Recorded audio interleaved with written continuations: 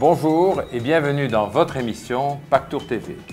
Aujourd'hui, nous avons un invité spécial, connu de beaucoup, qui est Maître Dugardin. Bienvenue. Bonjour.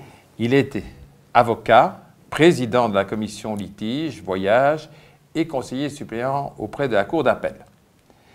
Alors, dites-nous, être spécialiste dans le tourisme, en quoi consiste le droit au tourisme? Mais le droit du tourisme en soi, c'est déjà une matière extrêmement complexe, c'est une matière nouvelle, est encore méconnue par beaucoup d'intervenants, notamment par les tribunaux, et qui couvre plusieurs sous-matières, que ce soit le droit civil, le droit commercial. Quand je dis que c'est une matière très complexe, c'est parce que le secteur même évolue à une vitesse énorme et challenge en permanence les limites du droit. Donc, comme ce secteur est complexe, un avocat comme moi, je crois, il doit suivre ce secteur de très près. Et je pense que c'est là aussi la valeur ajoutée d'un juriste pour pouvoir convenablement conseiller et les agences de voyage et les autres intervenants. Donc ça devient de plus en plus complexe, de plus en plus contraignant. Mais qui sont vos clients? Est-ce que ce sont des compagnies aériennes, des agences, des consommateurs ou un peu de tout? C'est extrêmement varié. En fait, je représente, je ne vais pas citer de nom bien entendu, mais je représente et des agences de voyage, des tours opérateurs, des compagnies aériennes, des fonds de garantie assureurs, insolvabilité, le gouvernement, compagnie d'assurance. Donc c'est extrêmement varié. C'est toute la chaîne contractuelle en fait que je représente. Et d'après vous, est-ce que tous les acteurs de tourisme ont un avocat ou un juriste pour les conseiller? Ou est-ce que ce n'est pas encore le cas? Je dirais un peu trop peu, puisque comme je vous ai dit que c'était une matière relativement neuve, il y a une multitude de problèmes. Je vous ai dit que c'est un secteur très complexe. On est face à des situations qui sont parfois totalement inconnues, imprévisibles. Et il est vrai que les agences de voyage n'ont pas un réflexe de faire appel à un juriste très rapidement. Alors, quand faut-il faire appel à un avocat ou un juriste? Dès le début d'une action ou lorsqu'il y a plainte auprès d'un tribunal? Mais je vais évidemment... je pense qu'il vaut mieux prévenir que guérir. Ça n'est pas que dans le secteur du voyage. On a parfois une mauvaise image d'un avocat. On fait appel à l'avocat quand il y a un problème, mais c'est évidemment alors l'avocat qui doit coller les pots cassés. Alors qu'en fait, la prévention est beaucoup plus importante. Et fait, en fait, 70% de mon activité, c'est la prévention. C'est soumettre des contrats bien à l'avance. J'ai donné un exemple tout à fait parlant.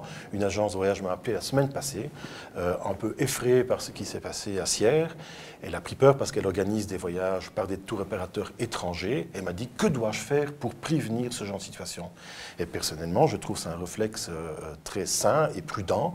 Déjà, j'avais constaté qu'elle était sous-assurée. Donc, je lui ai proposé quand même, vu l'importance de ces groupes, de prendre une assurance complémentaire. C'est un exemple du travail préventif. Donc, il vaut mieux prévenir, comme vous dites, que guérir. Ah oui. Alors, les lois sont de plus en plus complexes, les problèmes sont de plus en plus immenses. Quelles sont, si vous étiez ministre, les deux réformes que vous appliqueriez?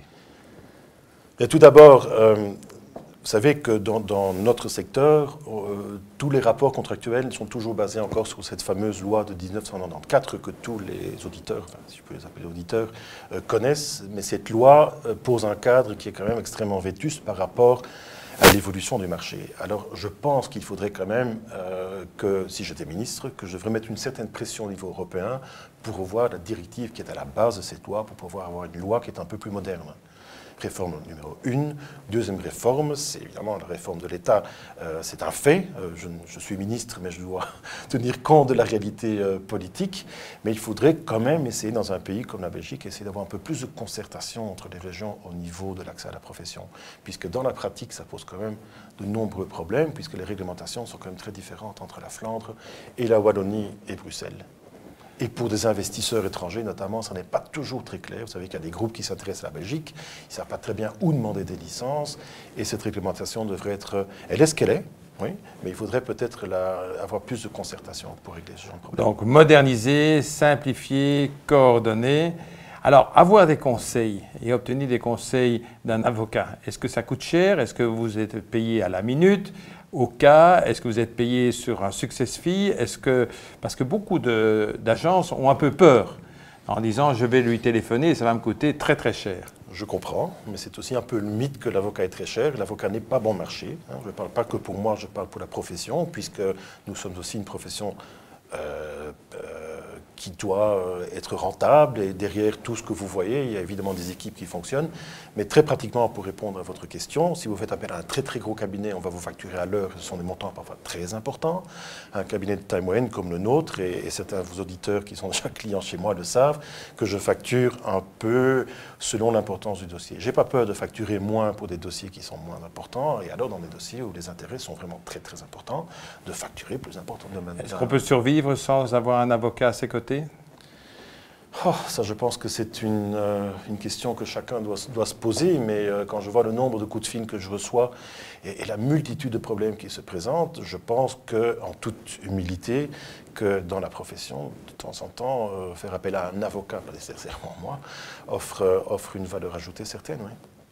Alors, chers auditeurs, vous voyez que notre métier est passionnant, mais il est complexe, il se globalise, il se complexifie, les lois ne sont pas toujours bien écrites, ni tout à fait récentes. Alors peut-être que demander l'avis d'un avocat avant d'entamer une action, c'est peut-être de la prudence. Sur ce, bonne journée.